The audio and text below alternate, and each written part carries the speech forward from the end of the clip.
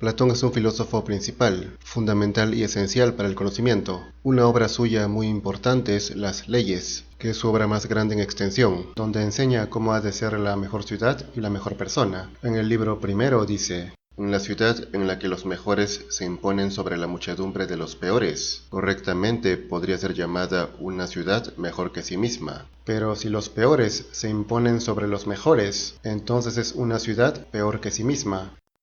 En toda ciudad siempre hay personas mejores y peores, pero lo que abunda es un nivel medio, la mediocridad.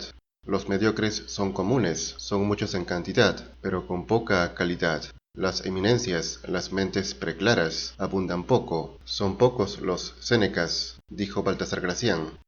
Esos pocos sabios son los que tendrían que imponerse, o en todo caso los demás someterse a ellos, puesto que advierte: cuando los injustos por ser mayoría someten a los justos y los dominan, podría decirse que esa ciudad es inferior a sí misma, y al mismo tiempo también mala, pero donde se imponen eventualmente los justos, la ciudad es mejor y buena.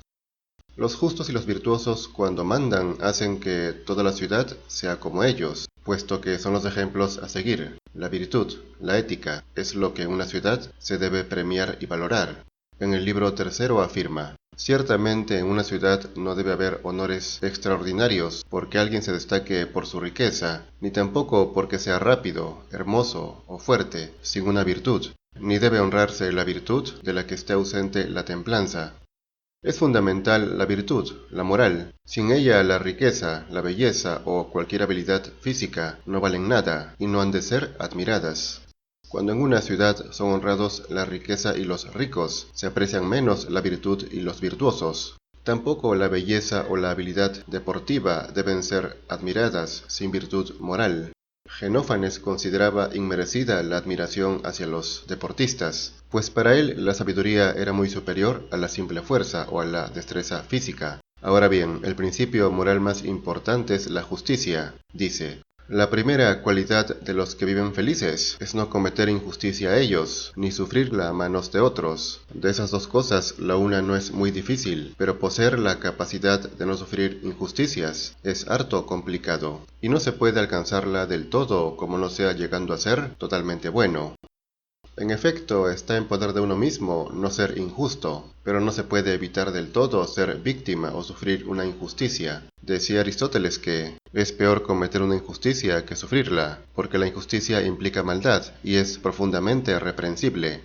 Puesto que cometer una injusticia depende totalmente de uno, es peor que sufrirla, porque uno es completamente culpable al cometerla, mas no al sufrirla. Continúa: eso mismo también puede sucederle a una ciudad. Si llega a ser buena, alcanzará una vida pacífica, pero si es mala, tendrá una vida de guerra exterior e interior.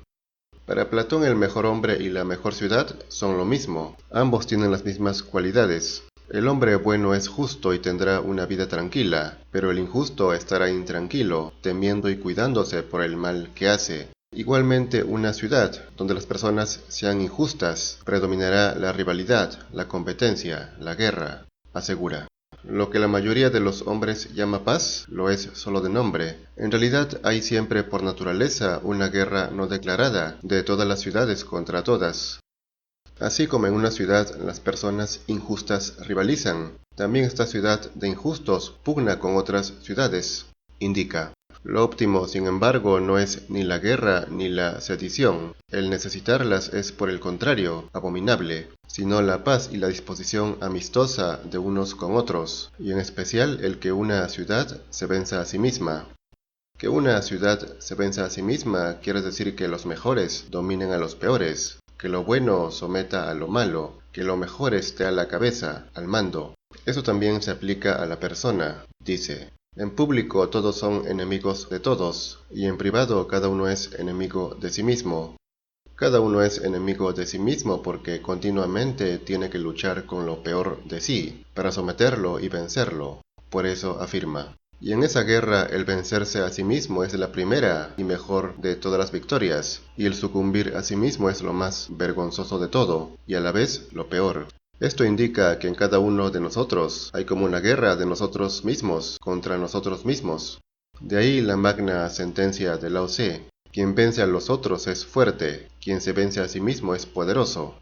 En su obra República, Platón ya había dicho: en el alma humana hay algo que es mejor y algo que es peor, y cuando lo que es mejor domina a lo peor, se dice que aquel es dueño de sí mismo, pero cuando lo mejor es superado y dominado por lo peor, se dice que aquel es esclavo de sí mismo.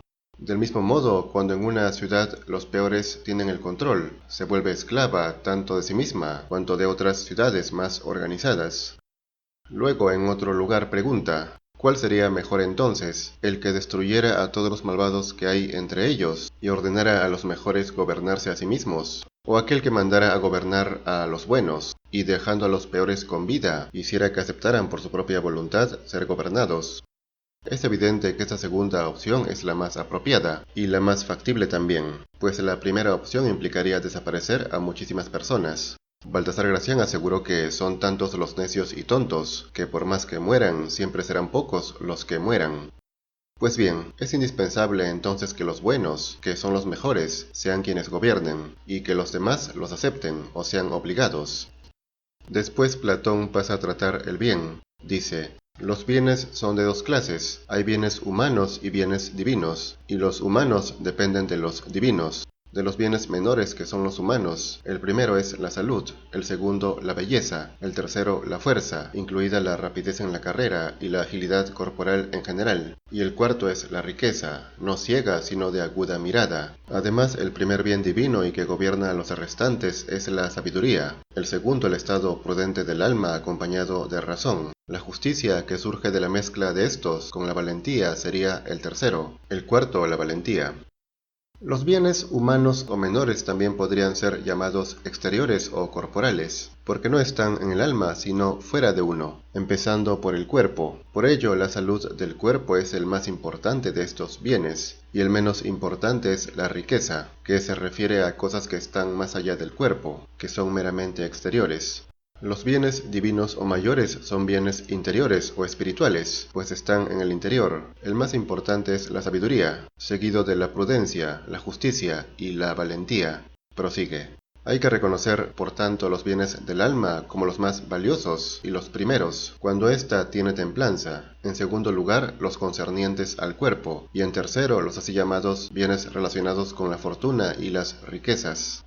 Aquí Platón hace una clasificación más general: primero bienes del alma, segundo bienes del cuerpo, y por último lo que está más allá del cuerpo, las cosas exteriores, de donde proviene la riqueza. Advierte: y si algún legislador o estado se aparta de esta regla, dando al dinero el lugar de honor, o prefiriendo de alguna manera lo que es realmente último, no haría cosa pía ni buena. En un estado o ciudad lo que más se debe valorar son los bienes del alma, luego los del cuerpo y por último la riqueza. Sin embargo, la mayoría de países hacen lo opuesto. Primero estiman el dinero, luego el placer del cuerpo y por último, muchos ni lo toman en cuenta, los bienes del alma. Recalca: hemos dicho más de una vez que hay que honrar la preocupación por los bienes materiales en último lugar, siendo las cosas por las que se esfuerza el hombre tres. El esfuerzo realizado correctamente por los bienes materiales es el último y tercero, el del cuerpo el intermedio, y el primero el del alma. Esto lo menciona en el libro quinto, de modo que hay que tener muy claro este orden y respetarlo si se quiere que el Estado sea el mejor posible, asegura. Así, el orden político que estamos describiendo ahora, si ordena los honores de esta manera, tendrá buenas leyes. Pero si alguna de las leyes que se prescriben aquí da preeminencia a la salud por encima de la templanza, o a la riqueza frente a la salud, o la prudencia, es evidente que no estará bien hecha. Si un Estado no sigue esta regla, no será bueno, y será tanto peor cuanto más invierta el orden, o sea que se dé más importancia al cuerpo que al alma, o a las cosas exteriores y al dinero, que a la salud del cuerpo. Por eso Schopenhauer decía: es la más grave locura sacrificar la salud por lo que sea, riqueza, carrera, estudios, fama, y especialmente por la voluptuosidad y los goces fugitivos. Por el contrario, todo debe cederle el puesto. Precisamente estas cosas están en el tercer lugar, que corresponde a las cosas exteriores. El cuerpo en el cual se funda la salud está en el segundo lugar. La división fundamental del genio alemán era primero lo que uno es, segundo lo que uno tiene y tercero lo que uno representa. Hizo esta clasificación basándose en Aristóteles, que dividía los bienes en tres, los del alma, los del cuerpo y los exteriores, es decir, lo mismo que Platón, que fue el maestro de Aristóteles. Luego en otra parte indica: decimos que es malo solo el que es inferior a los dolores, o también el inferior a los placeres. Peor, al menos a mí me lo parece, es el inferior a los placeres. Y decimos todos que el que es dominado por los placeres es ese ser inferior a sí mismo, más censurable que aquel al que someten los dolores. El que no soporta los dolores o no los afronta, evidentemente es inferior, por ser cobarde y débil. Pero también es inferior quien no resiste los placeres y se deja dominar por ellos. Pero esto no se suele tomar en cuenta. Prosigue: cuando los hombres consideran las leyes, casi toda la investigación es acerca de los placeres y los dolores en las ciudades y en los caracteres de los individuos. En efecto, la naturaleza deja fluir estas dos fuentes. El que bebe de ellas de dónde, cuándo y cuánto debe, es feliz. Y esto es válido de manera semejante para la ciudad, para el individuo y para todo ser vivo, mientras que el que lo hace sin saber e inoportunamente vive de forma contraria al primero. Que el estudio del placer y el dolor es fundamental para la política y el Estado es innegable. El Stagirita dijo: el estudio del placer y el dolor pertenece al filósofo político. Él es el que dirige el fin, mirando hacia el cual llamamos a una cosa buena o mala en sentido absoluto. Si no se tiene claro este discernimiento, nunca se terminarán los problemas del Estado. El placer y el dolor son determinantes, tanto para el individuo cuanto para el Estado. Lo que hay que tener claro es que el dolor no siempre es malo, y el placer no siempre es bueno. Por no saber esto, sucede lo que dice Aristóteles, que por evitar el dolor uno se aparta del bien, y por buscar el placer se cae en el mal. Así menciona que la vida correcta en absoluto debe perseguir los placeres, ni tampoco huir de los dolores, sino que hay que aceptar con alegría el justo medio. En conclusión, es indispensable la educación en el placer y en el dolor. Desde niños se debe acostumbrar a las personas a no huir de los dolores, pero también a no caer en los placeres, a dominarlos y resistirlos, así como se resiste el dolor. Hay que ser valientes por igual, en el placer y en el dolor. Es la máxima del divino Platón. Si no, advierte que serán esclavos, de otra manera todavía más vergonzosa, de los que pueden dominar los placeres y de los que poseen el arte de los placeres. Hombres en ocasiones absolutamente malos, y tendrán un alma en parte esclava y en parte libre, y no serán dignos de llamarse valientes y libres a secas.